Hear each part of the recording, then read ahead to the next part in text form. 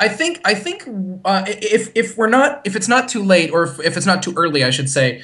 I think for me that psalm and the way that it like you and what you saying, Andy, is perfect. It starts with this. It starts with the sadness and the irony, and gets us, delves us into that place, and then ends in the revenge, or at least that violence is where it ends. And I think, to me, that is a really perfect place to jump into Django Unchained, and then perhaps into who I consider to be the great thinker on violence in cinema, and on revenge in cinema specifically right now, which is Quentin Tarantino. I think Django Unchained and Kill Bill movies and Inglorious Bastards have made him. This is a man who is spending his career right now, the last 10 years of his career, meditating on what vengeance is in film. I would agree with that, and I don't know if you saw this, but he actually um, he recently gave an interview and discussed a movie that he wants to make called Killer Crow. Yes, continue. And it is a revisionist history movie, much like Inglorious Bastards. I don't want to spoil too much. It doesn't necessarily end the same way World War II ends. I'll just throw that out there. Yeah. And it is, let's see, it goes back to World War II. This movie, Killer Crow, that he wants to make in the near future, goes back to World War II, which, considering Tarantino, could mean 2035, but that's okay. Right. Goes back to World War II and follows a squad of black troops who have been betrayed by the American military and rage a bloody rampage through Europe as they head for Switzerland.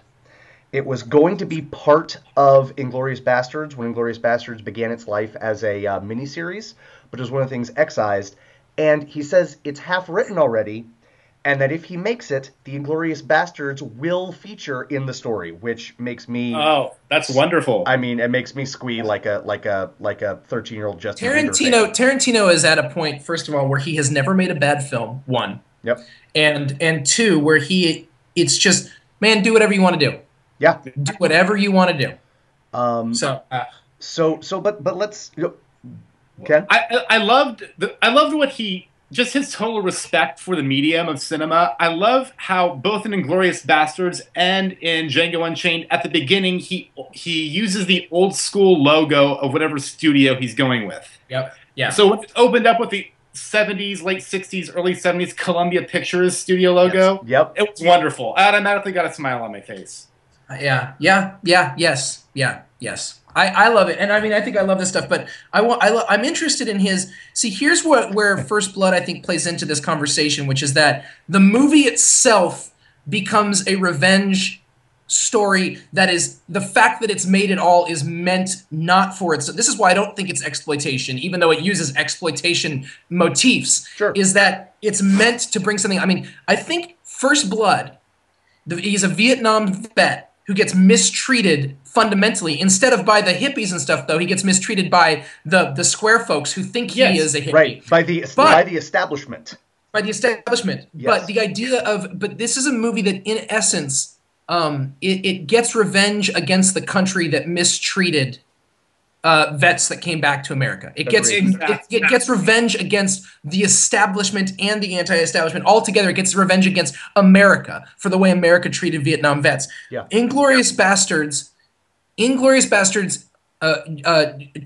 who is an American Gentile, gets which should be a movie, American Gentile. I would see the heck out of that. Gets revenge on the Nazis and on Hitler himself in the name of all Jews.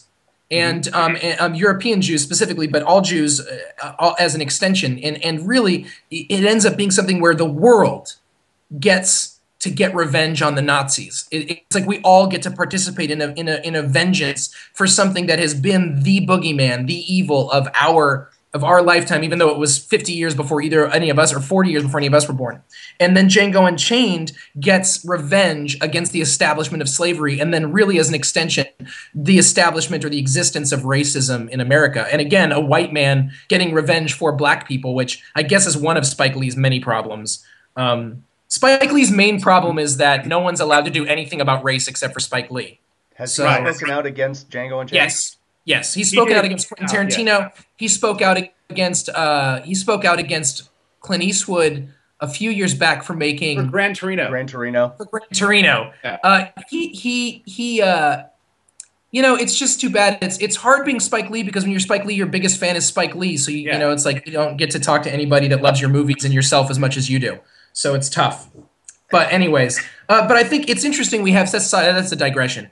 Tarantino is dealing with using revenge thrillers to actually sort of like speak to the evils of our society. And I'm trying to figure out how to deal with that. Maybe you guys have some things to say about that. Wow. Go ahead. Well, Or not. that's Or big. That's big. I think that's interesting, and I think it's. Um, I hope this isn't off topic. I don't think it is. I think that what Tarantino does better than anyone since, frankly, maybe Fellini, is the one thing, whether it's a revenge movie or not, if it's a traditionally structured movie like Django Unchained, or if it's crazy pants like Pulp Fiction, there is no way to watch one of his movies and not come away, unless you are totally not paying attention, not come away with a deeper love, appreciation, and respect for movies themselves. Yes, absolutely. Yeah. And you know, I saw Django Unchained for the second time last night, and at the end of the movie, I turned to the friend that I saw it with, and I said to him, I said, I could watch that movie again right now. Yeah. And then when we got out to our cars, I was like, wait, I could watch any movie right now because it and I think what and to draw it back to Django Unchained and I guess a little bit to Spike Lee's thing, which just makes me sad because I do think Spike Lee makes fantastic. Not all of them are fantastic, but when he is on, he is a superb filmmaker. Agreed. Yeah. I was years late seeing 25th Hour, and it makes me sad because there's less of my life that includes the 25th Hour. I love that movie. That's a beautiful movie. That's my favorite Spike Lee movie. Nice. It might be mine as well. Come on. Okay, I won't. Do the right thing. Do the right I thing. like big chunks of that movie, and then I like big chunks of that. Okay. I'll give it But what makes me sad is there is, especially from the director's standpoint. Mm-hmm. Yeah. And I don't want to. I certainly don't want to say that. Hello, young child. Welcome to our discussion of extraordinarily violent movies. Of movies you can never see. Okay, my daughter snuck into this. Okay, bye, honey. Bye. A little bit. Daddy's working. Sorry, I apologize for the child break. That's all good. It's not actually breaking a child for those just listening to us on iTunes. Baby down. From the director's point of view, Quentin Tarantino has no race. He has no gender. He is the camera, if that makes sense. And so there is no reason, and this should go without saying, but Spike Lee is actually an intelligent guy, and apparently it doesn't go without saying. There is no reason that in an enlightened world, someone who is not Jewish, there would be a problem with him making Inglourious Basterds, or someone who is white making Django Unchained, and including the worst word you can call a black person. There is probably more instances of that word in that movie than any single word in like more instances of the word "the" in every movie I saw in 2012 combined. Right. Yeah. Right.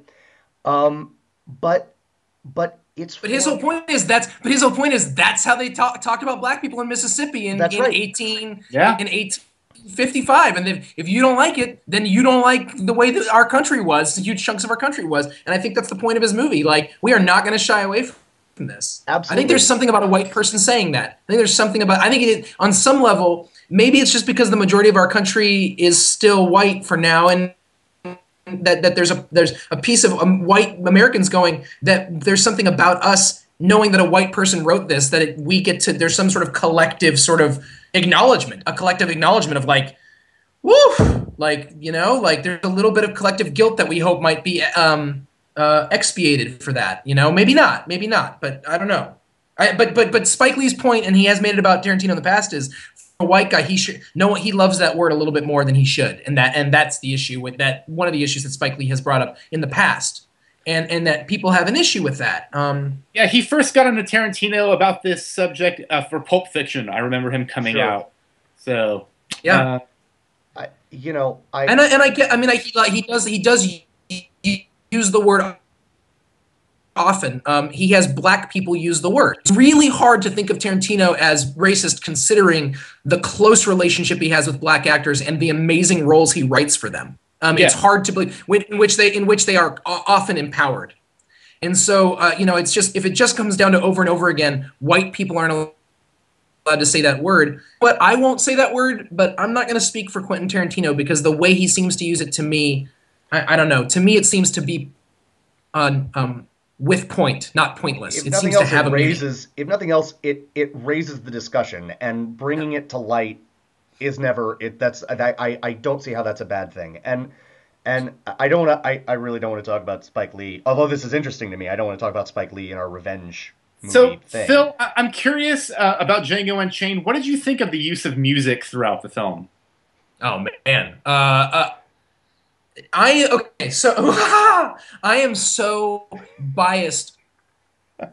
The greatest soundtrack, my two favorite soundtracks of all time, are the Pulp Fiction soundtrack and the Casino soundtrack. The Casino soundtrack introduced me to all sorts of different kinds of music I had never heard. Ever in my life. It introduced me to Louis Prima, who is one of my favorite singers of all time, and got me there and because of Louis Prima, I got into Dean Martin, Frank Sinatra, and Frank Sinatra is one of my top three. And it got me into some. It had blues on it that I had never heard before. It got me into all sorts of. Pulp Fiction changed the music, changed soundtracks for me the way that the movie changed movies for me. And so Tarantino's soundtracks, again, it's just, and I don't own a lot of them since then. Funny enough, but he understands how to use music in movies, pop music, popular music rather than symphonic music or scores. He understands how to use music in movies unlike anyone other than Martin Scorsese. Martin Scorsese in Goodfellas and Casino, it's absolutely ridiculous. But I think Tarantino understands music, and he breaks rules where he uses modern music for period pieces. Scorsese had a rule. Scorsese had a rule where he would let anything play, like in Goodfellas, as long as it had been out, or Casino, if it had come out by that point in real life. Right. Then even if they wouldn't be the people who listen to it. But Tarantino has like Rick Ross and hip hop playing in the middle of this film, and I think it's brash, and it changes. It makes us like aware of what's going on. It's utterly cinematic, and it takes you out of the moment. It makes it it kind of divorces it from reality a little bit, and allows us to live in the cinema world where we're able to kind of live into the bloodiness and the violence of the film. I think that's one way that he does the thing that I was saying. I absolutely agree with you. There's no way for you to not know, in the best way. There's no way for you to not know you're watching a movie when you're watching a Quentin Tarantino movie. Yes. On the other hand, I think it goes along, and I want to say this. I don't know if this goes along with the music, but what I want to say, one thing about the violence of Django Unchained is people die very quickly in this movie. He shoots and they die very quickly. There's not a lot of slow motion. Going back to Pulp Fiction, and Tarantino is known for violence, but none of the most violent things that happen in Pulp Fiction are in focus on the screen. You don't actually see a guy's head get blown off. He pans outside of the car, and you see the blood hit the inside of the wall, but you don't see it, or the inside of the window, but you don't see it. You don't. Yeah. The closest thing you see is Ving Rhames' character getting raped, but it's out of focus. It's out of focus. You don't see the bad stuff. You don't see the ear get cut off in Reservoir Dogs. No, it's all implied. Right. It's all implied. This is a movie where you see some of the violence, but when he shoots people, there's not a lot of slow motion. Watch the movie again, and there's not very much slow motion. It's all like in real time killing, and it's almost like the violence, the accumulation of the violence and the amount of blood you see is gives this sense of violence, but I don't necessarily know that the movie glories in the violence so much as just portrays violence and like the sheer quantity of violence. I mean, if you think about Kill Bill, the scene where like 88 people die or the crazy 88 die, it's black and white. It's all in black and white, and they're able to stylize it. So he never lets the violence. I think he uses violence, but he doesn't revel in the violence, if that's possible. But he uses the violence to get us thinking about. I think. I don't know. Agree with that. Ken, I'd like to hear your take on both of those things about the music and how that plays into it. And honestly, I mean Tarantino. While I agree with you, Phil, he uses it, but he doesn't glorify it. He uses violence and gunshots and blood spurts in this movie the way other people use musical cues. Yeah, that's true. I love this movie. I want to go see it again. The music, I think it was overused. There were many scenes that had just wall-to-wall music in it. And while some of it was really great music, I just think that it was just a little too much of it. Richie Haven's Freedom was a little too on the nose for me. Okay. Remember that. Okay. So, but I need to watch it again because for me it was a character. I think he uses music in this case, and I think maybe more in this movie than anything he's ever done, right, Ken? Like maybe than any other movie where the music is a character. Definitely. And so that's why I want to see it again, just to get that's an interesting perspective you have on the music actually being a character. But that's the only complaint I had about this. I think it's gonna definitely live up to be one of the best of 2012 Universal. It's my favorite. It's my favorite so far. I think this and Zero Dark 30 are the best things I've seen this year. I really do. Christoph Waltz deserves another Academy Award nomination at least for this. If he doesn't win it, it should be because Leonardo DiCaprio wins. Because Leonardo DiCaprio is utterly transformed in this movie. He is I've never seen him. He is so disgusting. Yes. And yet charming though, but not in any way, not the same way that Christoph Waltz is charming in Inglourious Bastards. Like Christoph Waltz is charming and scary, but there is just Leonardo DiCaprio is just dark. Like is a deeply disgusting human being. What's so interesting? You cannot stop watching. What's so interesting is I thought you were going to say, and I don't even necessarily disagree with you, Phil, but your response to Ken just now is like, if he doesn't win, I thought you were going to say it should be because Samuel L. Jackson won. Because I got to tell you, he is fabulous. He's fabulous, and he is so different than it is not. I mean, there are moments where you get like the Samuel L. Jackson big eyes, but they are used to completely different effect. His body, he carries his body differently than in any other movie I can remember. This and Black Snake Moan, which is not worth seeing if you have not. Right. What? No. Black Snake Moan is genius. Black Snake Moan is a modern day Christian parable with lots of violence, nudity, and language. I recommend Black Snake Moan highly. Okay. Okay. This was Samuel L. Jackson's best role in years, though. Thank you. Maybe since Black Snake Moan. Continue. All right. Maybe I need to see it again.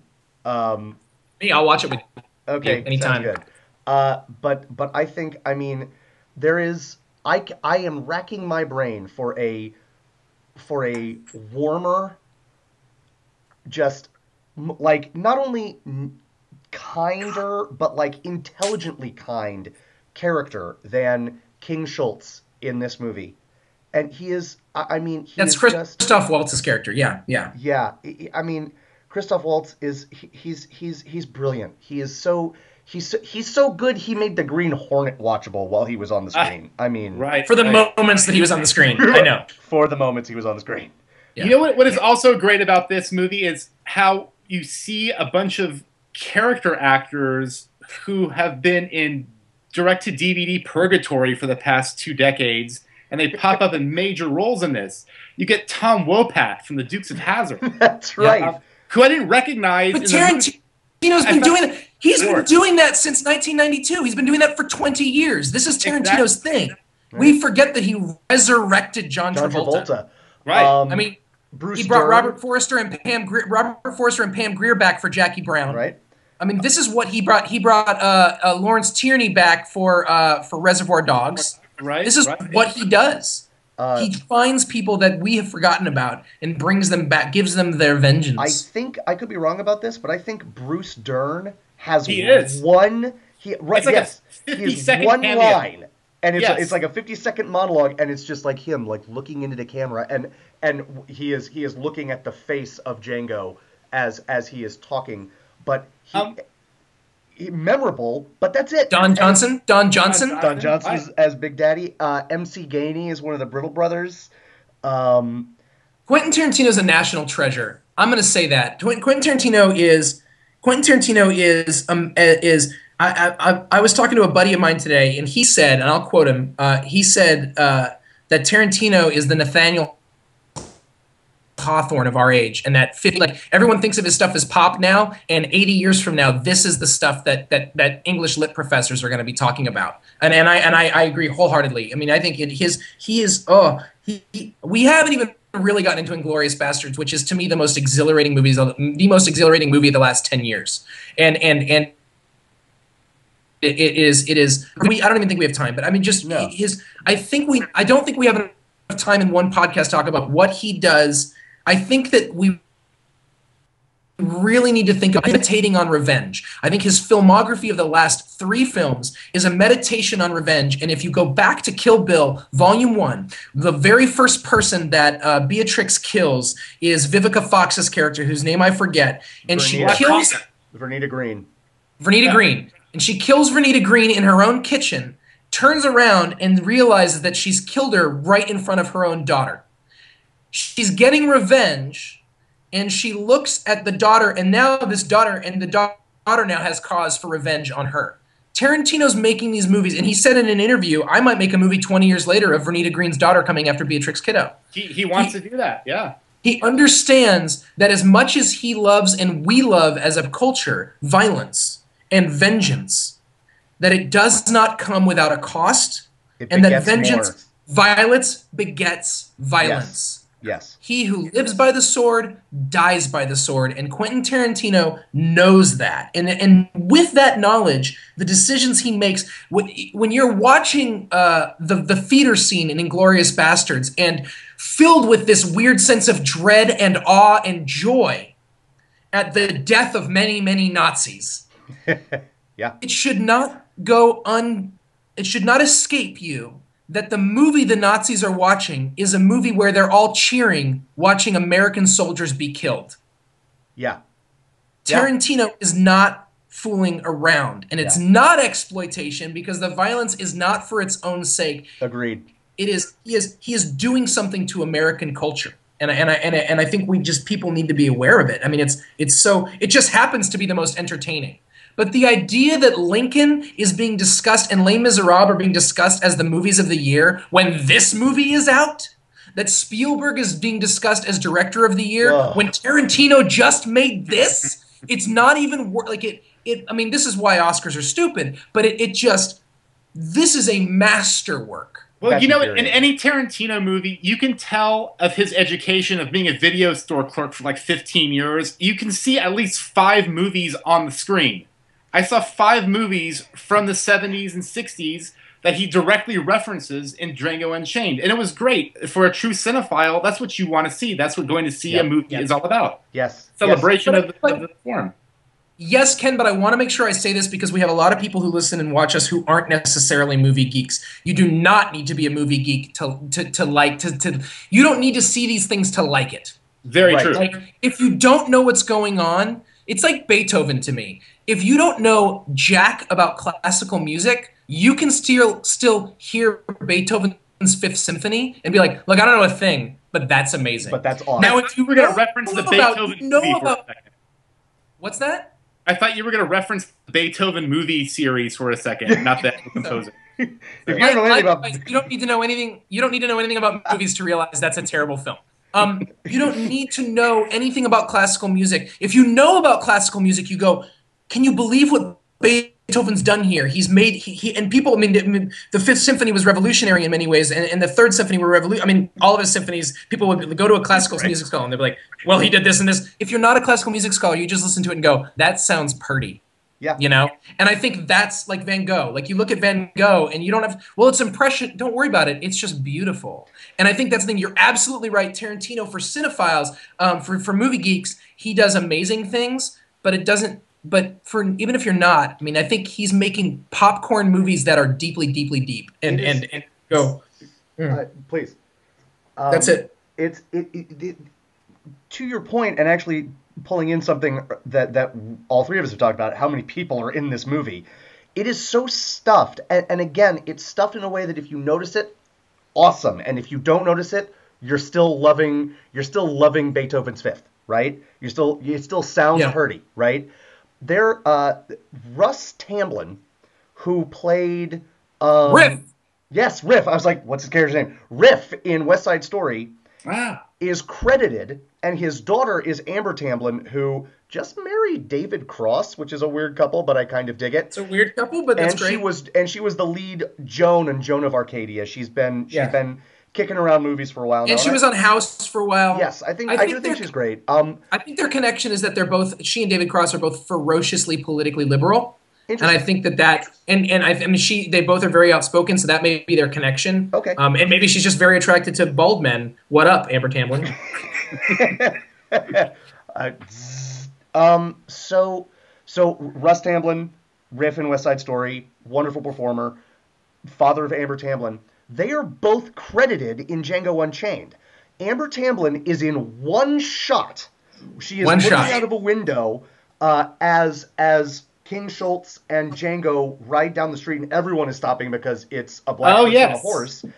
Okay. But you never see her again, and I didn't see Russ Tamblyn once. So it's so stuffed that there are two name actors, like people who, again, are cinephiles, will absolutely know who get credited, who aren't even in the final cut of the movie.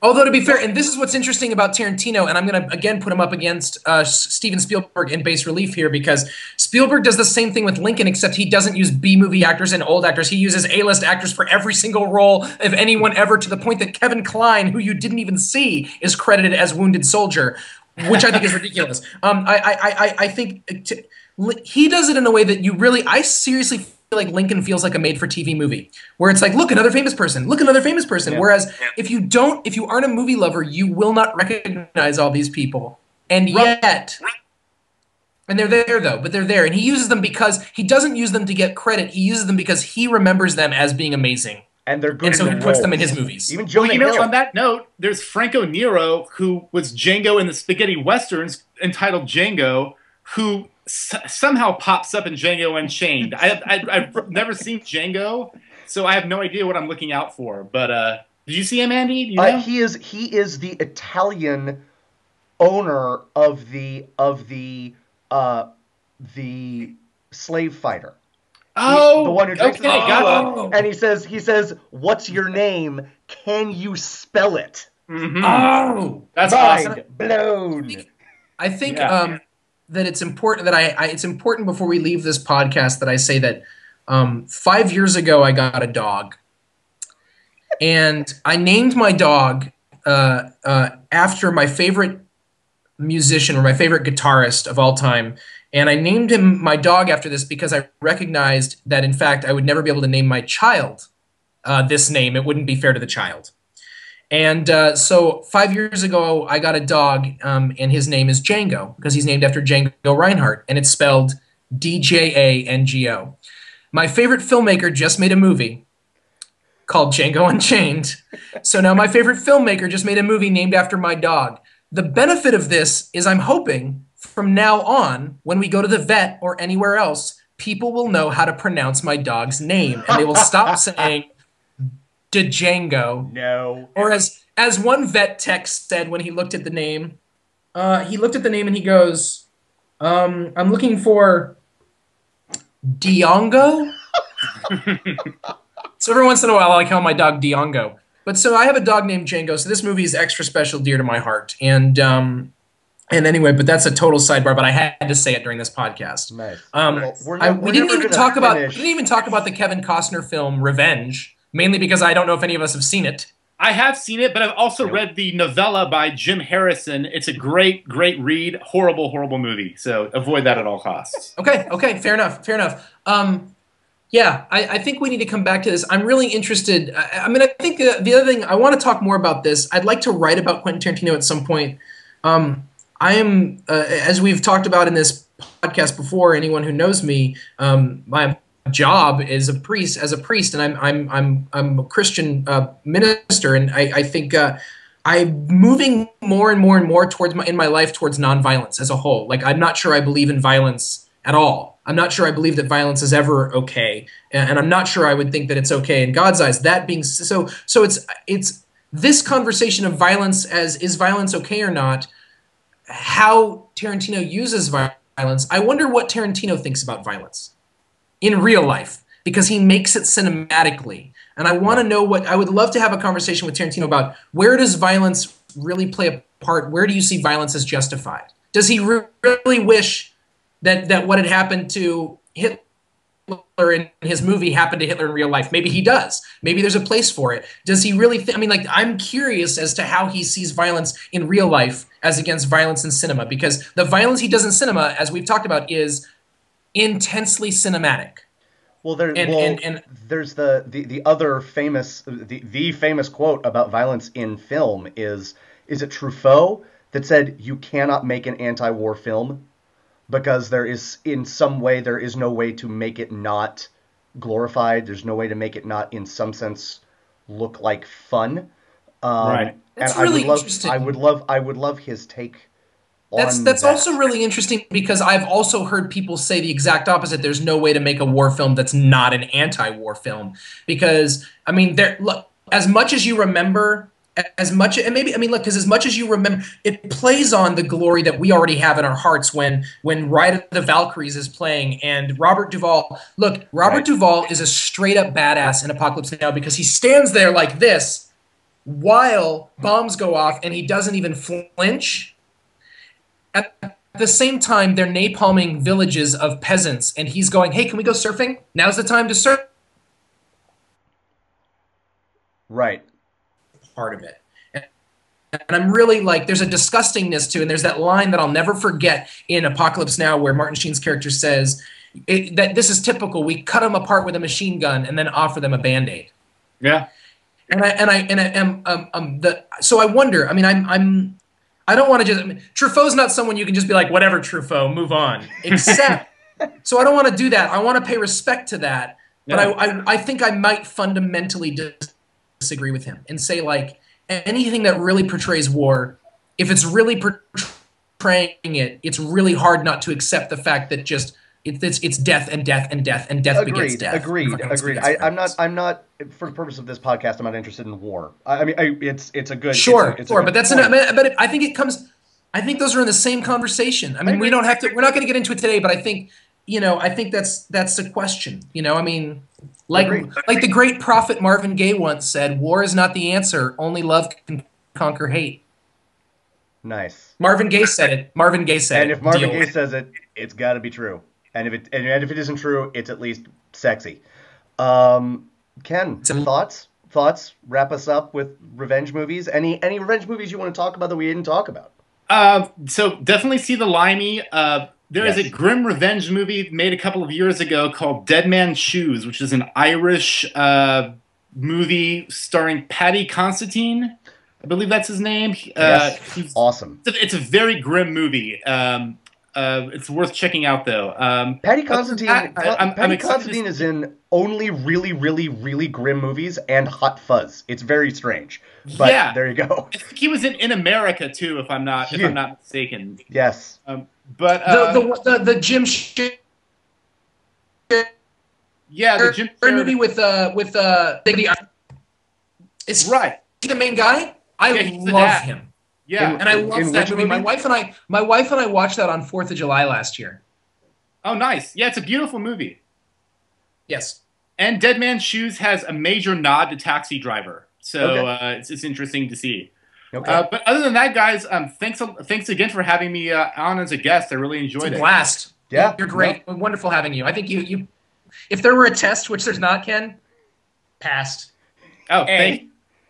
I'm going to give you an A minus because I don't want you to get. I don't want you to Because we need you to work towards something. feel like you know. I don't want you to rest. I don't Right. want you to. I don't want you to feel like you rest on your laurels. I'm going to give you an A minus. That's right. And gentlemen, I want to wish you good luck on the rest of Project Melway because you're going to need it when you get to Bird on a Wire with Goldie Hawn. I saw that in the theaters. Me I did too. I did too. Ugh. Gets shot in the butt. He gets shot in the butt in that movie, if I remember correctly. And I You remember remember thinking, correctly. that's gotta hurt. So Ugh. I'm already not looking for. listen, Frankly, nothing is. Everyone thinks Project Melway is really hard. My wife and I are doing the AFI Top 100. I'm gonna have to watch Intolerance, which is a 4-hour silent movie. Everyone's worried about me watching Bird on a Wire and Air America. I'm Yeah. sorry. I just had to watch Forrest Gump again. I feel fine about Project Melway in comparison to the AFI Top 100. And you know, Mel Gibson has very few stinkers. He has maybe about 5. That's Yeah. fair. That's fair. But we're not going to see another Summer City, dude. We're not going to see another Tim. As like if you had to watch It'll those again. still be well made. Yeah. No, I'm with you. I'm with you. Well, all right. All right, guys. Well, I'm going to cut out, but I want to wish you a safe and happy New Year, and thank you Thank you. again. Yes, happy Thank New you. Year Thank- to everybody out there. Ken, we'll talk to you soon. Yes, Definitely. Ken. Thanks so much. Sayonara, guys. Thanks a lot. Bye-bye. We didn't even talk about Princess Bride. My name isn't Montoya. You killed my father, prepared to die. Because I always end the podcast by going like, bye-bye, like have fun storming the castle. But Princess Bride. It's Sorry, true. anyways. I realize that, but we're too long-winded. You know what? We'll just have to have him back on again. We'll talk more All about right. revenge movies. All right. I would Yeah. love to. All right, guys. All right. Take care. All Bye-bye, right. Ken. Bye. Bye-bye. Well, guys, I think we're gonna say goodnight as well. I hope you've enjoyed our first guests. Exciting Huh? times. And this has been another Second Breakfast podcast. We're starting 2013 off with a bang. I'm Andy Roth. That's Phil Duvall. We'll see you again real soon. Bye-bye. Bye-bye.